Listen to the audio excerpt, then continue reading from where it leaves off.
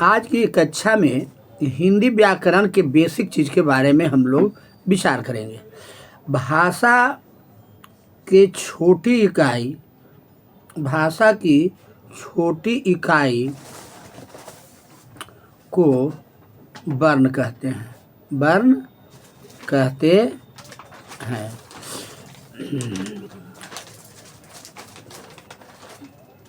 हिंदी वर्णमाला में कवर्ग, चवर्ग, टवर्ग, पवर्ग,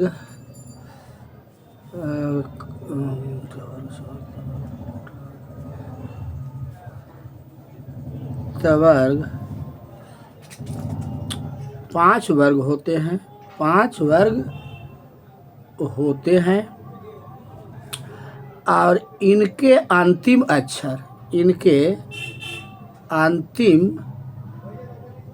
अक्षर या वर्ण को पंचमाक्षर कहा जाता है। एज क, ख, ग, घ, अंग, च, छ, ज, झ, इया, ट, ठ, ड, ढ, न, त, थ, द, ध, न, प, फ, ब, भ, म। ये अंतिम जो 5 वर्ण है इसको हम पंचमाक्षर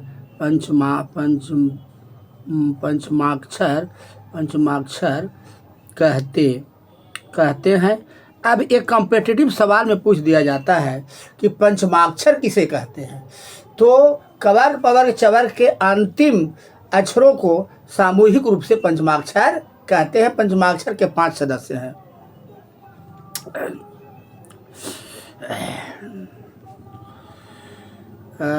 कुछ वर्णमाला में ऐसे वर्ण हैं जो न तो स्वर वर्ण है और नहीं तो वे व्यंजन वर्ण है। प्रश्न उठता है कि वह कौन वर्ण है और नाम क्या है। इस वर्ण को अंग और अ, इन दोनों को आयोगवाह कहा जाता है। आयोगवाह कहा जाता है। अंग का प्रयोग न के रूप में होता है जो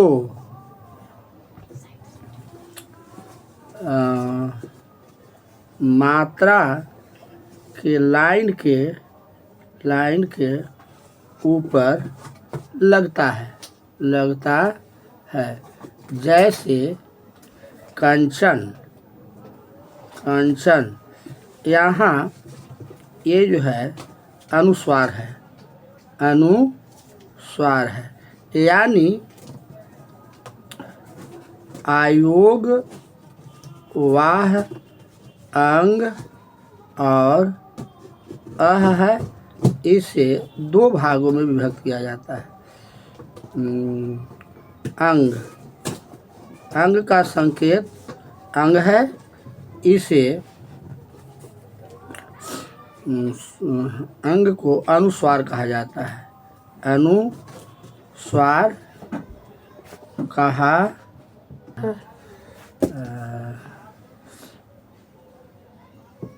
इसे विसर्ग कहा जाता है, विसर्ग कहा जाता है। विसर्ग का उच्चारण, विसर्ग का उच्चारण ह होता है, ह होता है। जैसे एज, प्रातः, स्वतः, फलतः, फलतः इत्यादि। तो हम लोग समझ गए कि आयोग वाह किसे कहते हैं। तो आयोग वाह अंग और आह को कहते हैं। अंग को अनुस्वार कहा जाता है जिसका उच्चारण नाक से होता है, और विसर्ग को ह का उच्चारण होता है जिसका उच्चारण कंठ से होता है। ह उस व्यंजन है। तो इस तरह से छोटी छोटी टॉपिक पर अगर हम लोग ध्यान दें तो कॉम्पिटिटिव एग्जामिनेशन में भी मदद होगी, और हिंदी का स्तर भी काफ़ी मजबूत होगा। तो इस तरह से आज की कक्षा में इतना ही। कल विस्तार से इसके बारे में विचार किया जाएगा ना। पर आज क्लियर हो गया कि पंचमाक्षर किसे कहते हैं और अनुस्वार और विसर्ग किसे कहते हैं। अनुस्वार और विसर्ग किसे कहते हैं। आगत वर्ण, एक और आगत वर्ण किसे कहते हैं। आगत, आगत वर्ण क्या है। आगत वर्ण क्या है। वैसे शब्द जो विदेशी भाषा से आकर हिंदी में शामिल हो गए हैं,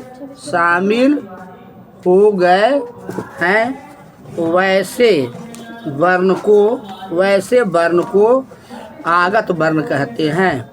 आगत वर्ण कहते हैं।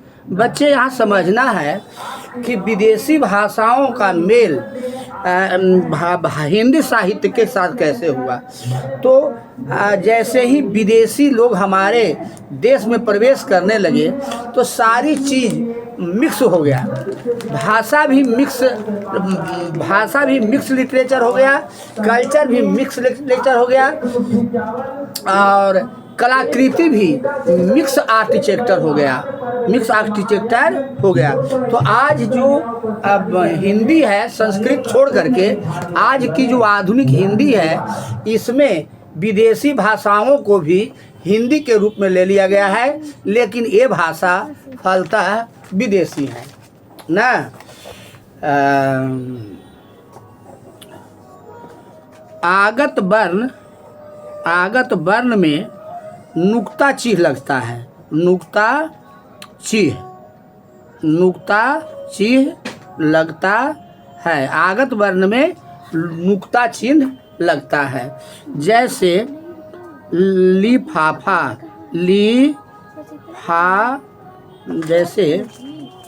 जैसे जवाब, जैसे जहाज,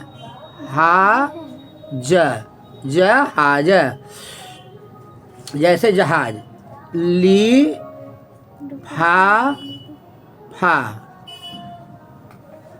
लिफाफा। तो ये जहाज और लिफाफा दोनों ही विदेशी वर्ण हैं, और विदेशी वर्णों के नीचे एक जो बिंदु दिया गया है यही आगत वर्ण है। यह नुक्ता चिन्ह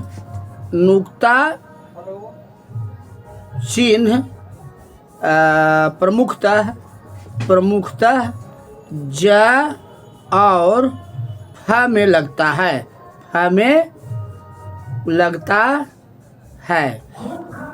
ज और फ में लगता है, लेकिन वह शब्द